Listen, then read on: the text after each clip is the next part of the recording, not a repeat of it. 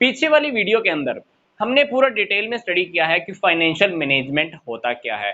अब हम next topic पे आ रहे हैं, वो है हमारा फाइनेंशियल डिसीजंस। तो अगर हम किसी भी फाइनेंस मैनेजर से बात करें, किसी भी फाइनेंशियल मैनेजर से अगर हम पूछें कि तुमको कौन से मेन ऐसे डिसीजंस बिजनेस में लेने पड़ते हैं फाइनेंस को लेकर, तो उसका जवाब होगा इन्वेस्टमेंट डिसीजन, फाइनेंसिंग डिसीजंस, तीसरा है डिविडेंड डिसीजन, मतलब विनियोग निर्णय, फिर वित्तीय निर्णय, फिर तीसरा है लाभांश से संबंधित निर्णय। किसी भी फाइनेंस मैनेजर को ये तीन डिसीजंस बहुत इंपॉर्टेंट लेने होते हैं। तो इस वीडियो में जो हम अब टॉपिक स्टार्ट करने जा रहे हैं वो फाइनेंशियल डिसीजंस का हमारा फर्स्ट पार्ट है, जो है इन्वेस्टमेंट डिसीजन। यस, अब हम सबसे पहला पार्ट स्टार्ट करने जा रहे हैं फाइनेंशियल डिसीजंस का, इन्वेस्टमेंट डिसीजंस। इन्वेस्टमेंट का क्या मतलब है? बिजनेस में हम जहां पर भी इन्वेस्टमेंट करते हैं, वो इन्वेस्टमेंट चाहे हमने लॉन्ग टर्म एसेट्स में किया हो या शॉर्ट टर्म एसेट्स में किया हो, या हमने फिक्स एसेट्स के पैसे लगाने के रिलेटेड बात कर रहे हैं या करंट एसेट्स से रिलेटेड बात कर रहे हैं। मैं फिर से रिपीट कर रहा हूं, fix assets plus current assets, हमको दोनों जगह पैसा इन्वेस्ट करना होता है और उसी से रिलेटेड डिसीजंस की हम बात कर रहे हैं, इन्वेस्टमेंट डिसीजंस। तो इन्वेस्टमेंट डिसीजंस डेफिनेटली हमारे बिजनेस में इन्वेस्टमेंट से रिलेटेड ही एक डिसीजंस है। तो डेफिनेटली हम इन्वेस्टमेंट डिसीजन को दो पार्ट में डिवाइड करने जा रहे हैं। पहली बात long term investment decision, second is short term investment decision. Long term investment decision को हम कैपिटल बजटिंग भी बोलते हैं। क्या बोलते हैं? Capital budgeting. और शॉर्ट टर्म इन्वेस्टमेंट डिसीजंस को हम क्या बोलते हैं? Working capital decisions. तो सबसे पहले हम बात करने जा रहे हैं कि लॉन्ग टर्म इन्वेस्टमेंट डिसीजंस क्या होते हैं। देखो, किसी भी बिजनेस को जब आप चलाते हो तो उस बिजनेस को चलाने के लिए हमें ऐसी प्रॉपर्टी चाहिए होती हैं जो आपके लंबे समय के लिए काम आने वाली हो। For example plant, machinery, furniture, building, land, ये सारी लॉन्ग टर्म एसेट्स होती हैं जिसको हम फिक्स एसेट्स भी बोलते हैं। तो इन्वेस्टमेंट डिसीजन के अंदर सबसे पहले हमको जो डिसीजन लेना होता है वो होता है कैपिटल बजटिंग को लेकर, मतलब लॉन्ग टर्म इन्वेस्टमेंट डिसीजन। तो आपको ये देखना होगा कि आपको लॉन्ग टर्म के लिए कितनी कितनी एसेट्स चाहिए और उनके लिए पैसा कितना कितना लगेगा। ये सारी बातें आपको इन्वेस्टमेंट डिसीजन में ही सोचना पड़ता है। तो इन्वेस्टमेंट डिसीजन मतलब आपकी लॉन्ग टर्म एसेट्स को लेकर लिया जाने वाला डिसीजन। अब हम बात करते हैं short term investment decision. Short term investment बोले तो करंट एसेट्स। करंट एसेट्स के अंदर क्या क्या आता है? कैश कितना रखना होगा, बैंक में पैसा कितना रखना होगा, डेटर्स में कितना पैसा हमारा फंसा रहेगा, प्रीपेड एक्सपेंसेस कितने होंगे, स्टॉक में कितना पैसा लगा रहेगा, ये होती है हमारी करंट एसेट्स। तो करंट एसेट्स क्या काम आती हैं? वर्किंग कैपिटल के। डेली रूटीन के अंदर हमको बहुत सारे लोगों को पेमेंट करना होता है, डेली रूटीन के लिए हमको कुछ पैसा मेंटेन करके भी रखना होता है। तो करंट एसेट्स को लेकर लिया जाने वाला डिसीजन, उसको हम बोलेंगे शॉर्ट टर्म इन्वेस्टमेंट डिसीजन। इसको हम वर्किंग कैपिटल मैनेजमेंट भी बोलते हैं। क्या बोलते हैं? Working capital management. Long term investment decision के अंदर हमको प्रॉपर्टी के ऊपर लगने वाली कॉस्ट प्लस उसके ऊपर मिलने वाले प्रॉफिट का भी ध्यान रखना होता है। कितनी कॉस्ट आएगी और वो हमको कितना कमा कर देने वाली है, कितनी इनकम हमको देने वाली है, ये बातें हमको ध्यान रखनी होंगी। यहां पर हमको लिक्विडिटी, शॉर्ट टर्म के अंदर हमको लिक्विडिटी और प्रॉफिटेबिलिटी का ध्यान रखना होता है। ठीक है, फिक्स एसेट्स के अंदर जब भी हम पैसा लगाते हैं तो हमको ये ध्यान रखना होता है कि उसके ऊपर कॉस्ट कितनी आएगी प्लस कॉस्ट के ऊपर जो हमको रिटर्न मिलने वाला है, जो पैसा वापस उससे रिकवर होने वाला है, वो कैसे कैसे होने वाला है। ये दोनों बातें कैपिटल बजटिंग में ध्यान रखनी है। लिक्विडिटी और प्रॉफिटेबिलिटी, ये दोनों बातें हमको कहां पे ध्यान रखनी है? वर्किंग कैपिटल मैनेजमेंट के टॉपिक के अंदर। अब हमारा नेक्स्ट टॉपिक आता है कि फैक्टर्स कौन कौन से इफेक्ट करते हैं इन्वेस्टमेंट डिसीजन को। इन्वेस्टमेंट डिसीजंस को कौन कौन से फैक्टर इफेक्ट करते हैं? देखो, इन्वेस्टमेंट डिसीजन दो टाइप के हैं, लॉन्ग टर्म और शॉर्ट टर्म। तो डेफिनेटली हमने क्या किया, लॉन्ग टर्म इन्वेस्टमेंट डिसीजन को कौन कौन से फैक्टर इफेक्ट करते हैं, शॉर्ट टर्म इन्वेस्टमेंट डिसीजन को कौन कौन से फैक्टर इफेक्ट करते हैं। सिंपल सा टॉपिक है, फैक्टर इफेक्टिंग इन्वेस्टमेंट डिसीजन। और इन्वेस्टमेंट डिसीजन हमारे पास दो टाइप के हैं, long term and the short term. तो सबसे पहले हम डिस्कस करने जा रहे हैं कि लॉन्ग टर्म इन्वेस्टमेंट डिसीजंस को कौन कौन से फैक्टर इफेक्ट करते हैं। पहली बात, मतलब हमको कौन कौन सी बातों का ध्यान रखना होता है लॉन्ग टर्म इन्वेस्टमेंट डिसीजन को लेते हुए। जो पहला टॉपिक है जिस बात का हमको ध्यान रखना है वो होता है cash flow of the project. हम जिस प्रोजेक्ट में पैसा लगाने जा रहे हैं, फॉर एग्जांपल आपने 50 लाख रुपए की एक मशीन खरीदनी है। अब 50 लाख की मशीन खरीदोगे, 50 लाख आपके बिजनेस में से एक साथ निकलने वाला है। पहली बात, वो मशीन मान लो 10 साल आपके बिजनेस में यूज होने वाली है। क्या आपको लगता है कि 10 साल उस मशीन के ऊपर अब कोई पैसा खर्च नहीं होगा? करना पड़ेगा आपको। मशीन खराब होगी, मरम्मत होगी, इंस्टॉलेशन होगी, काफी सारे खर्चे ऐसे होते हैं जो प्रॉपर्टी को खरीदने के बाद भी होते हैं। तो खरीदने के टाइम पर तो खर्चा होने ही वाला है, खरीदने के बाद भी खर्चा होने ही वाला है। तो हमको क्या करना है, पहली बात हमको ये ध्यान रखना है कि जो प्रोजेक्ट के ऊपर हम काम करने वाले हैं, जो प्रोजेक्ट आपका पैसा मांगता है, उस प्रोजेक्ट के ऊपर ये देखो कि कितना पैसा बाहर जाएगा, आउटफ्लो, उस प्रोजेक्ट से रिलेटेड कितना पैसा आपका बाहर जाने वाला है। प्लस जिस प्रोजेक्ट पे आपने पैसा लगाया है वो प्रोजेक्ट की वजह से क्या आपकी इनकम होगी कि नहीं होगी? डेफिनेटली होगी, क्योंकि जब भी हम किसी प्रोजेक्ट पे काम करते हैं तो डेफिनेटली किस लिए करते हैं? इनकम के लिए। तो जो प्रोजेक्ट आपने लगाया है उससे इनकम भी होने वाली है, मतलब इनफ्लो। तो प्रोजेक्ट से रिलेटेड हमको इनफ्लो और आउटफ्लो का पहले से ही कंपैरिजन कर लेना चाहिए। ठीक है, तो कोई भी प्रोजेक्ट जो आप लगाने जा रहे हो उससे रिलेटेड इनफ्लो और आउटफ्लो दोनों को कंपैरिजन हमको कर लेना चाहिए। Point number 2, rate of return. 50 lakh की आपने मशीन खरीदनी है, 50 लाख की आपने मशीन खरीदनी है, ये आपका मान लो पहला डिसीजन है। मान लो हमारे पास एक ऑप्शन और है, वो ऑप्शन है हमारे पास 70 लाख का इन्वेस्टमेंट करने का। अब 50 लाख के ऊपर हमको रिटर्न मिले मान लो 10%। ये 50 लाख के ऊपर मान लो हमको हर साल 50,000 का प्रॉफिट हो, इसके ऊपर हमको प्रॉफिट हो मान लो 20%। कौन सा लगाना पसंद करोगे? 70 लाख वाला, क्योंकि 70 लाख रुपए वाले प्रोजेक्ट के ऊपर आपको कमाई कितने आने वाली है? 20%। इसके ऊपर कमाई कितने आने वाली है? 10%। पर दोनों की इन्वेस्टमेंट देखो अलग अलग है। इसकी इन्वेस्टमेंट कितनी है? 50 लाख। इसकी इन्वेस्टमेंट कितनी है? 70 लाख। तो कोई भी प्रोजेक्ट लगाने से पहले पहले तो ये देख लो कि दोनों के ऊपर पैसा कितना कितना लग रहा है। दूसरी बात सबसे इंपॉर्टेंट जो मैं बात कर रहा था, रेट ऑफ रिटर्न की। जो प्रोजेक्ट आप लगाने जा रहे हो उसके ऊपर आपको रिटर्न कितनी मिलने वाली है। देखो, जब भी हम बैंक में भी पैसा लगाते हैं किस लिए लगाते हैं? इंटरेस्ट लेने के लिए। कहीं पर फिक्स डिपॉजिट कराते हैं किस लिए कराते हैं? इंटरेस्ट लेने के लिए। रेट ऑफ रिटर्न मतलब पैसे की कमाई आपको वापस में कितने मिलने वाली है। तो जो भी प्रोजेक्ट आप अपने बिजनेस में लगाने जा रहे हो तो उसके ऊपर ये देख लो कि आपको रिटर्न कितनी मिलने वाली है, वो प्रोजेक्ट आपको कितना परसेंट कमा के देने वाला है। तो ये बात हमको पहले से ही ध्यान रखनी होती है इन्वेस्टमेंट करने से पहले। Topic number 3, investment criteria involve. Investment को लेकर जो हमारा क्राइटेरिया होता है उसके अंदर कौन कौन सी बातें आती हैं ये भी ध्यान रखनी होगी। इन्वेस्टमेंट को करने से पहले उसके अंदर कुछ खास बातें और भी होती है जो हमको ध्यान रखनी होती है। पहली बात, इन्वेस्टमेंट को करने के लिए आप कहीं से मान लो पैसा उठाओगे, उस पैसे के ऊपर क्या पे करना पड़ेगा? इंटरेस्ट।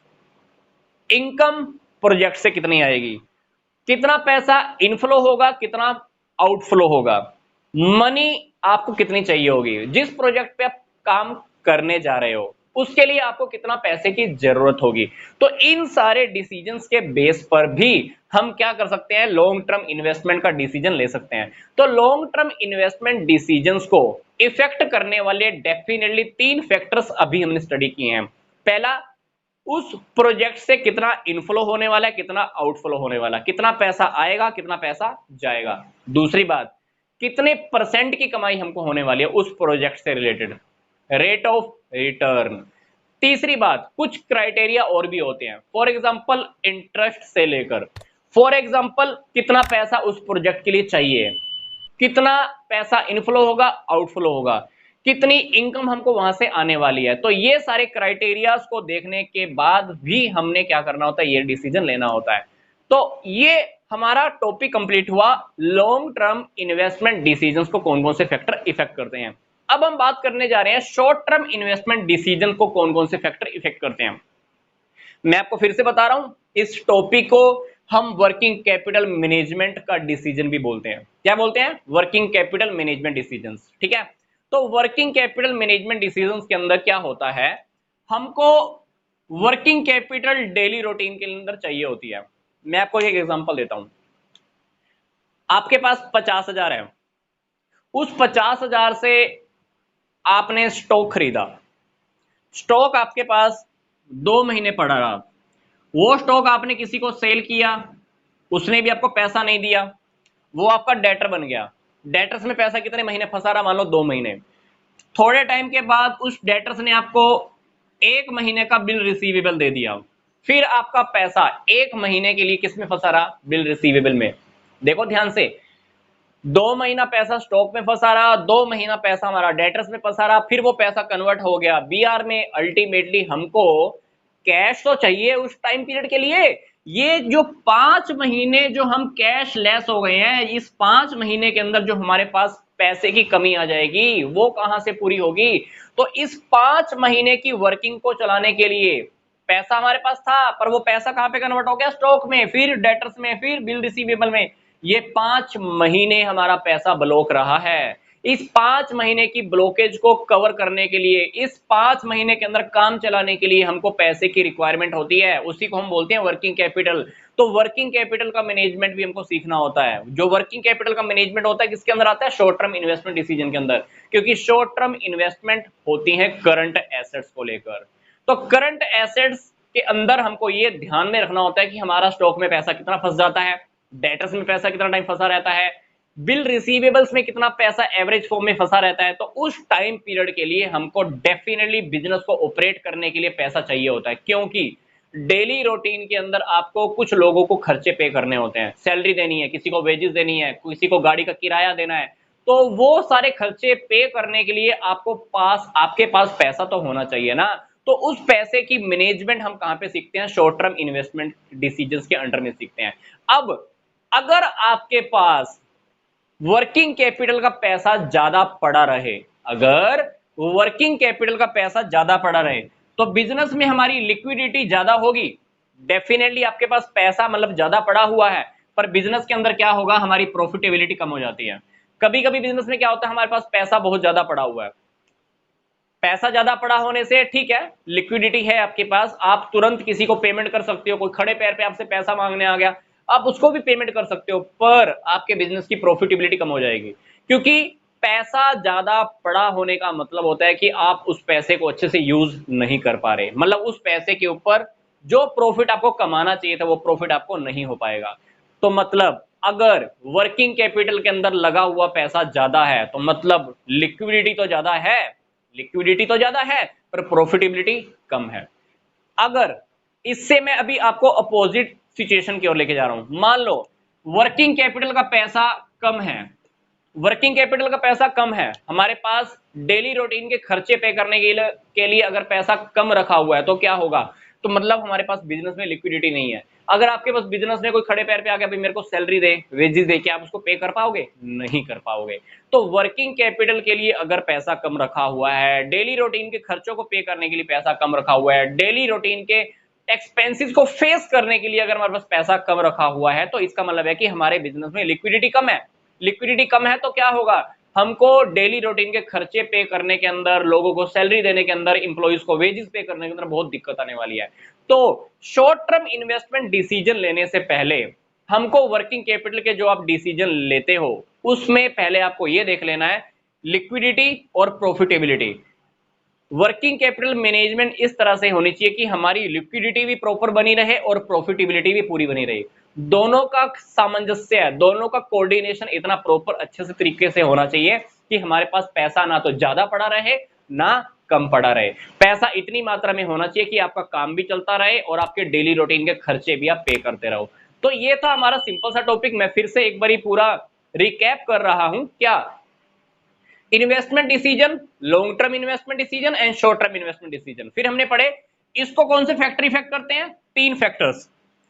फिर इसको कौन से फैक्टर इफेक्ट करते हैं? Profitability and the liquidity. ठीक है, तो हमारा जो चैप्टर कंटिन्यू चल रहा है वो चैप्टर का पूरा का नाम ही यही है, financial management plus invest, financial decisions plus financial planning. हमने जो टॉपिक स्टार्ट किया फाइनेंशियल डिसीजन का जो हमारा टॉपिक स्टार्ट हुआ है वो हमने स्टार्ट किया है इन्वेस्टमेंट डिसीजन। अब हम डिस्कस करने जा रहे हैं हमारा फाइनेंसिंग डिसीजन।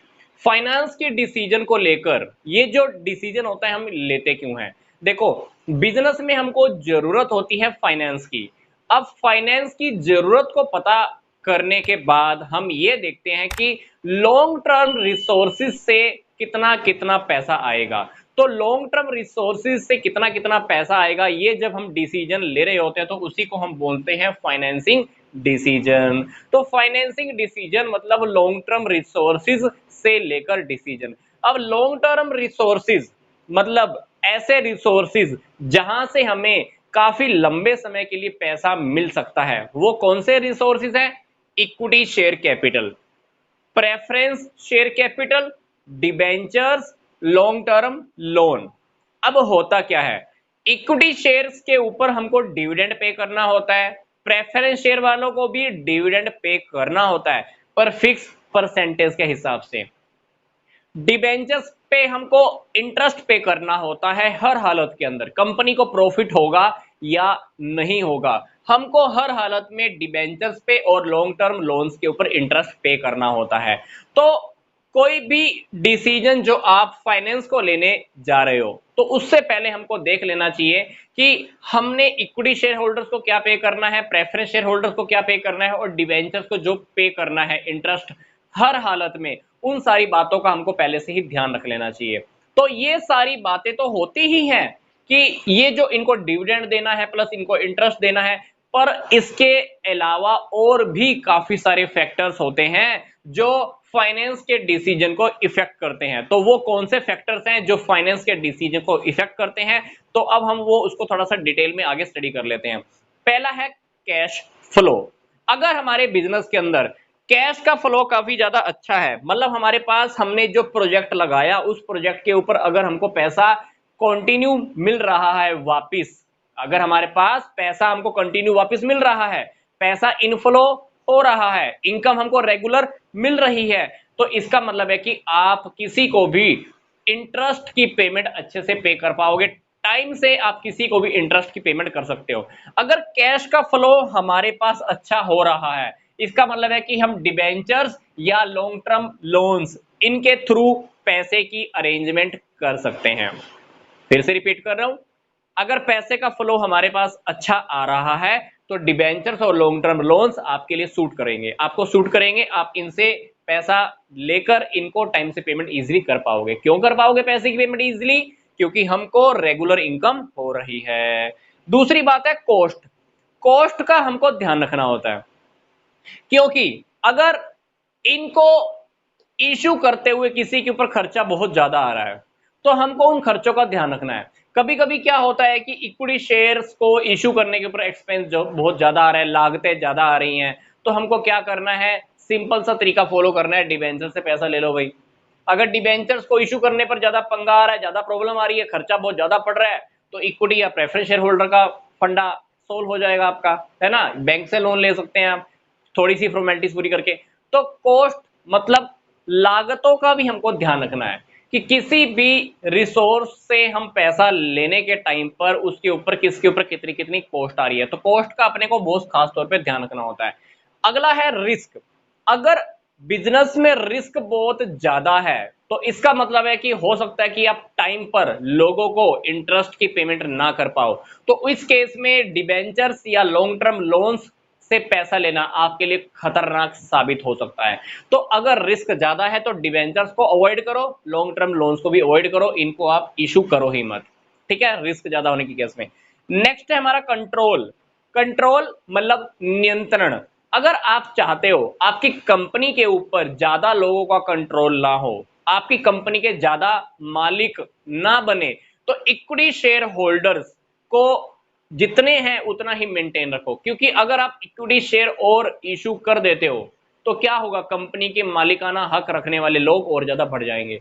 तो अगर आप कंट्रोल कम लोगों के हाथों में रखना चाहते हो तो इक्विटी शेयर्स आप कम इशू करो। अगर आप अपने बिजनेस को एक्सपेंड करना चाहते हो, बिजनेस के ओनर्स इंक्रीज करना चाहते हो, तो इक्विटी शेयर्स और भी ज्यादा इंक्रीज कर दो, इक्विटी शेयर्स और भी इशू कर दो, ठीक है, ज्यादा इशू कर दो। नेक्स्ट है हमारा कैपिटल मार्केट।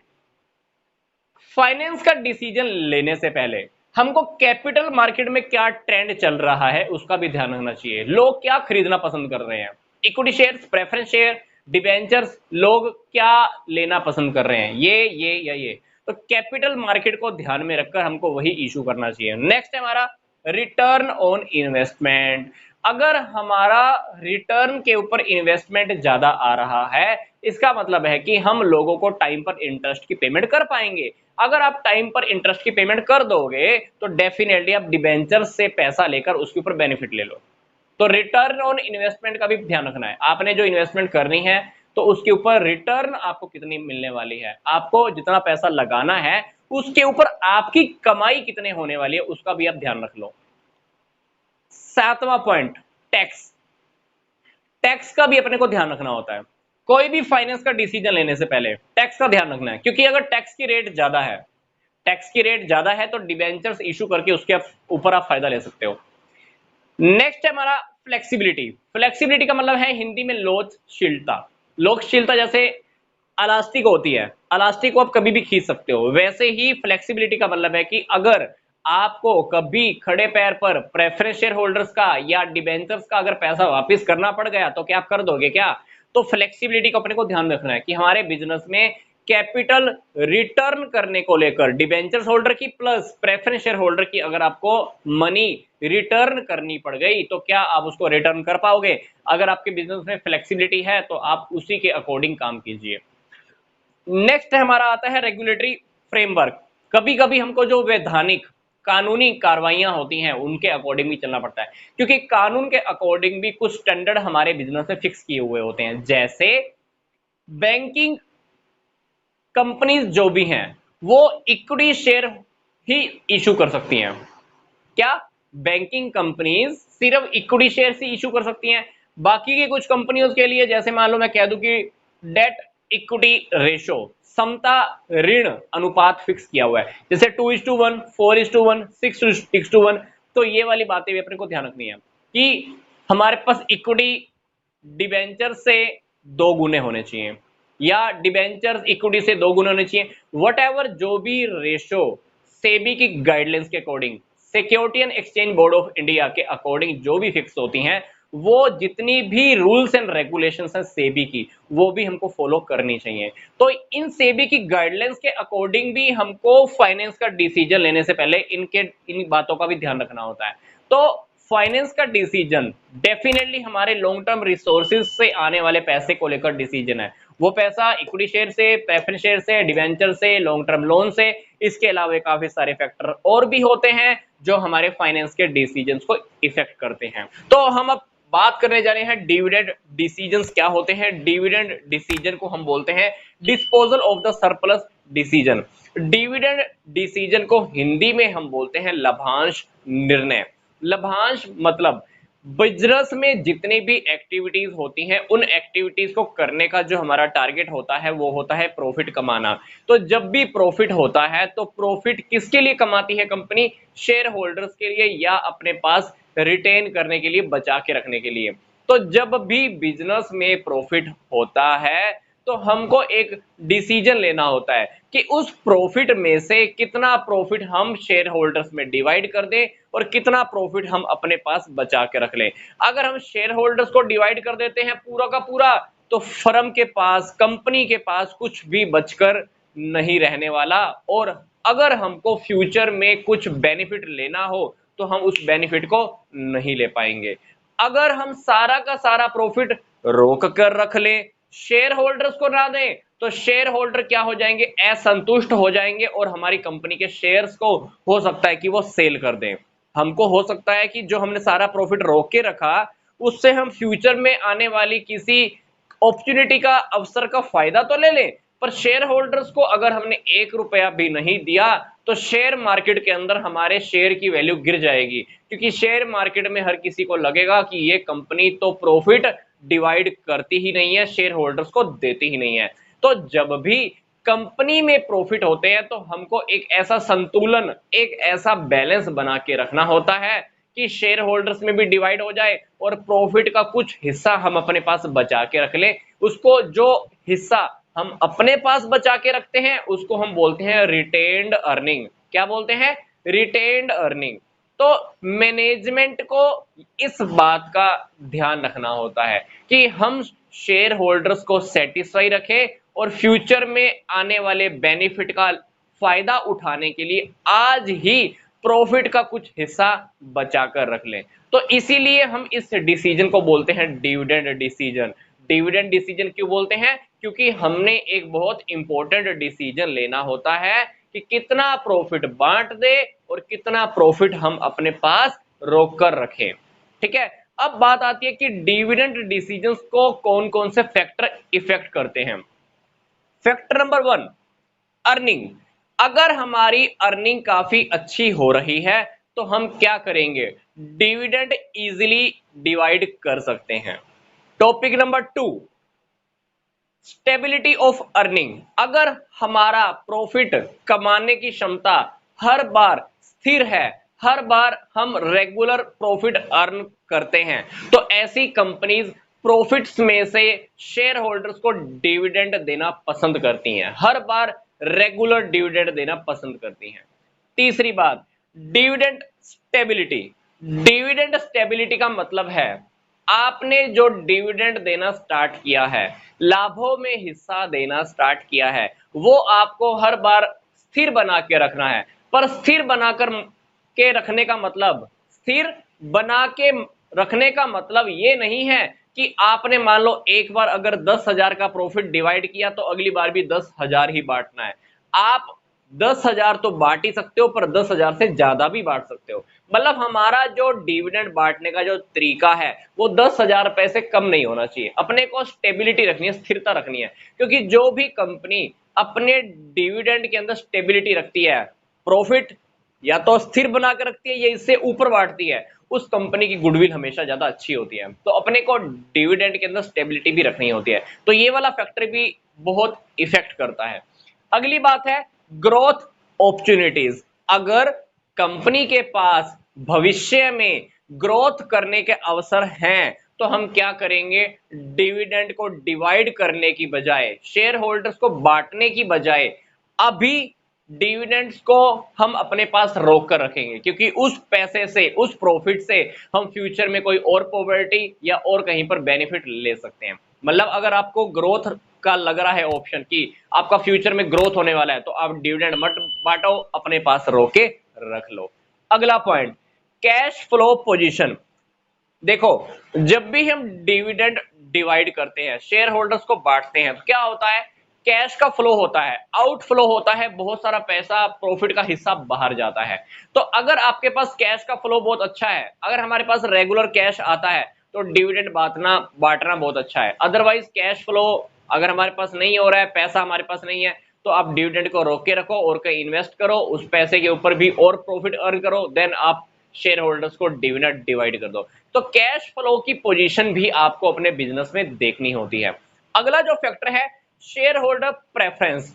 कुछ लोग सिर्फ शेयर्स के ऊपर भी पैसा कमाते हैं, उनका जो कमाई का साधन होता है सिर्फ और सिर्फ शेयर होल्डर्स की ट्रेडिंग कर कर वहां से प्रॉफिट अर्न करना होता है, वहां से डिविडेंड रिसीव करना होता है। अगर हमारी कंपनी के पास ऐसे शेयर होल्डर हैं जो सिर्फ हर बार फिक्स्ड डिविडेंड लेना चाहते हैं, जिनको हर साल अर्निंग लेनी है, तो हमको डिविडेंड बांटना होगा।